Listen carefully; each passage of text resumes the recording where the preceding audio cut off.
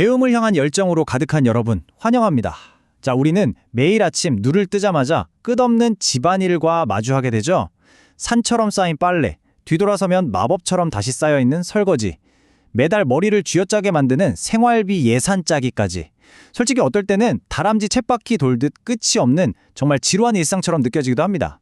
아, 도대체 이 집안일은 누가 다 치우나 하면서 푹 한숨 쉬어본 적 다들 한 번쯤 있으실 겁니다.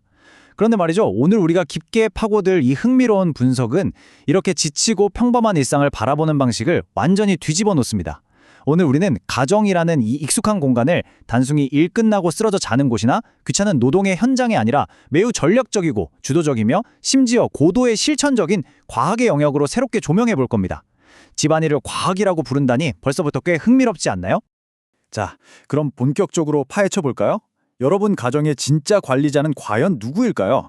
이 질문을 딱 들으시고 속으로 특정 가족 구성원 한 명을 바로 떠올리셨을 수도 있고 아니면 가족들 얼굴을 하나하나 떠올리며 고개를 갸우뚱하셨을 수도 있습니다. 아마 집에서 청소기를 제일 자주 돌리는 분이나 주말마다 밀린 화장실 청소를 묵묵히 도맡아 하는 분을 떠올리셨을지도 모르겠네요. 아니면 매달 꼼꼼하게 가계부 앱을 들여다보는 분일까요? 과연 그게 다일까요? 오늘 우리가 다루는 이 학술적 분석에서는요, 진짜 관리자라는 타이틀을 얻기 위해 아주 명확하고도 엄격한 기준을 제시합니다.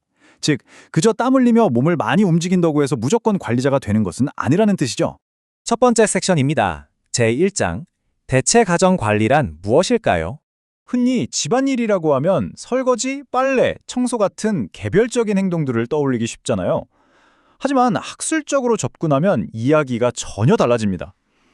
자료에 따르면 가정관리란 가족 자원의 사용을 통하여 가족의 목표 달성을 추구하는 한목적적 활동이라고 정의합니다.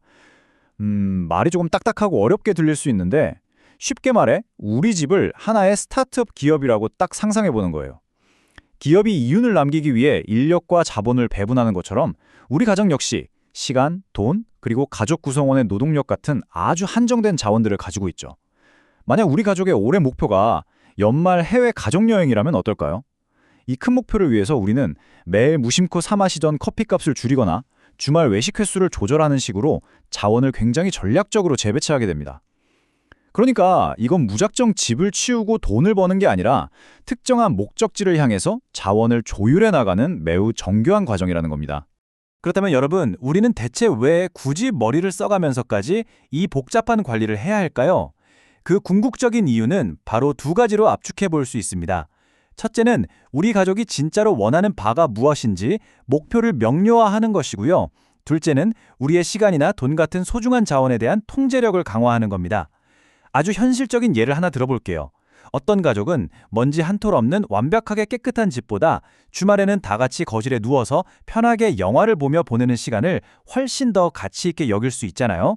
목표가 이렇게 명확해지면 주말 아침부터 무리하게 대청소를 하느라 서로 스트레스를 받는 대신 평일에 조금씩 청소를 나눠서 하거나 로봇 청소기를 활용하는 식으로 우리 자원에 대한 확실한 통제력을 쥐게 됩니다. 결과는 어떨까요? 불필요한 부부싸움이 줄어들고 만족감이 팍팍 높아지면서 자연스럽게 우리 가족 전체의 삶의 질이 훌쩍 올라가게 되는 거죠. 두 번째 파트로 넘어가 보겠습니다. 제2장, 실천적 학문으로서의 가정관리입니다. 가정을 운영한다는 건 조용한 연구실에 앉아있는 책상 물림 학자들의 탁상공론이 절대 아닙니다.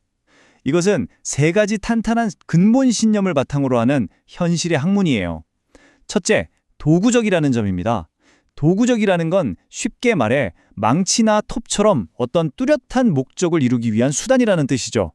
가정관리 역시 행복이나 평안이라는 가족의 궁극적 목표를 단단히 받기 위해 사용하는 아주 유용한 망치와 같습니다.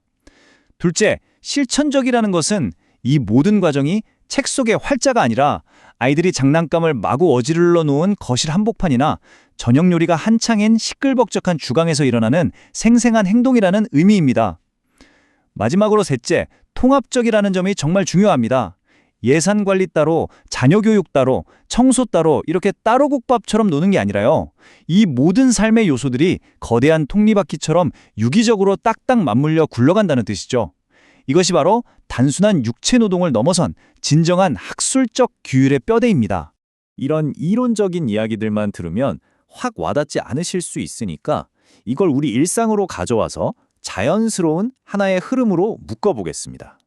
맞벌이 부부가 매일 저녁 퇴근 후 지쳐서 배달 음식만 시켜 먹는다고 한번 가정해 볼까요? 어느 날 가족들은 건강과 식비에 뭔가 큰 문제가 있다는 결핍을 뼈저리게 느낍니다. 그래서 우리도 일주일에 3번은 꼭 집밥을 먹자라는 건강한 규범적 개념을 세우게 되죠. 이것이 바로 결핍을 극복하고 향상을 추구하는 과정입니다.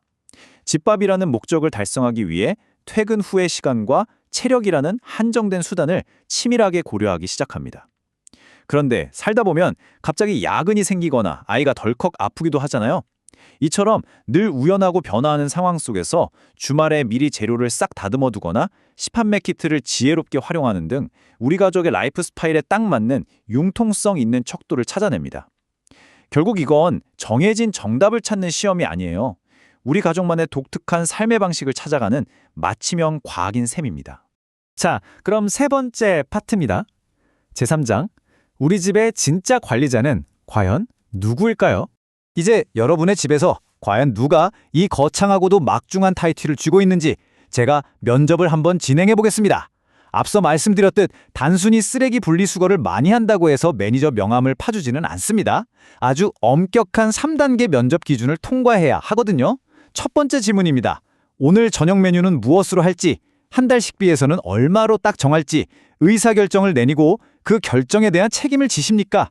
두 번째 질문, 조금 저렴하다고 손이 엄청 많이 가는 식재료를 샀을 때 저녁 준비 시간이 훌쩍 길어져서 가족들이 배고파할 것이라는 그 결과를 예측할 수 있습니까? 세 번째 질문, 주초에 꼼꼼하게 세웠던 장보기 계획과 예산이 주말까지 큰 무리 없이 잘 지켜지고 있는지 모니터링하고 분별할 수 있습니까? 자, 어떠신가요? 합격이신가요? 보시다시피 이것은 그저 육체적으로 몸을 움직이는 것을 훌쩍 넘어선 고도의 기획, 예측, 그리고 전반적인 통제의 영역입니다. 그렇다면 과거에는 어땠을까요? 우리는 무의식적으로 가정관리자라고 하면 앞치마를 두른 주부를 아주 당연하게 떠올렸습니다. 엄마가 집안일의 무조건적인 총책임자라는 건 거의 깨지지 않은 고정관념이었죠.